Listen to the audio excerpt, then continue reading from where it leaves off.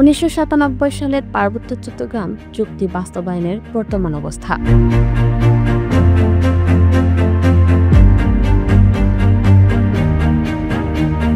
ষষ্ঠ পর্ব, পার্বত্য চট্টগ্রাম আঞ্চলিক পরিষদ।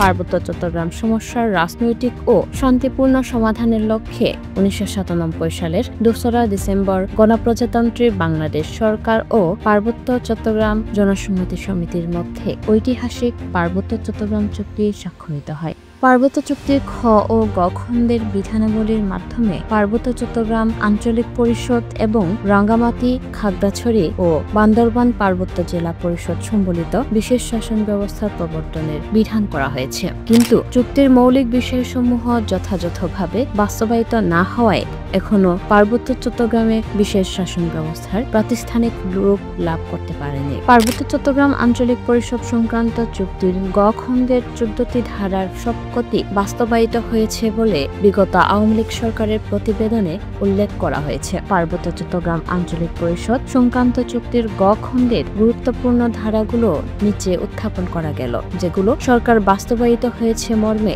দাবি করছে, কিন্তু প্রকৃতপক্ষে এসব ধারা বাস্তবায়িত হয়নি।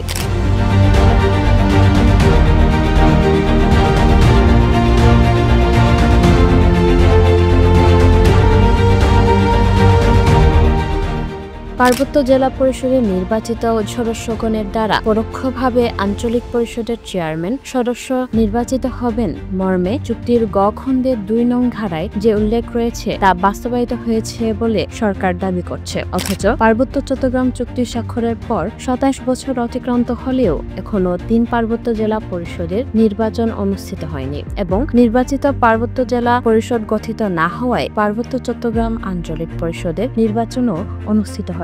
আর উল্লেখ্য যে আঞ্চলিক পরিষদ কর্তৃক পার্বত্য জেলা পরিষদের অধীনে পরিচালিত সকল উন্নয়ন কর্মকাণ্ড সমন্বয় সাধন করা সহ 3টি পার্বত্য জেলা পরিষদের আওতাধীন ও ইহাদের উপর অর্পিত বিষয়াদি সার্বিক তত্ত্বাবধান ও সমন্বয় করার বিধানাবলী আঞ্চলিক পরিষদ আইনে অন্তর্ভুক্ত করা হলেও আঞ্চলিক পরিষদের তত্ত্বাবধান ও সমন্বয় করার ক্ষমতা কার্যকর করা হয়নি। এ যাবৎ 3 পার্বত্য জেলা পরিষদ ও পার্বত্য চট্টগ্রাম বিষয়ক মন্ত্রণালয়ের অসহযোগিতার কারণে আঞ্চলিক পরিষদ কর্তৃক 3 পার্বত্য জেলা পরিষদের উন্নয়ন কর্মকাণ্ড সহ যাবতীয় বিষয়াদির তত্ত্বাবধান ও সমন্বয় সাধন করা যাচ্ছে না।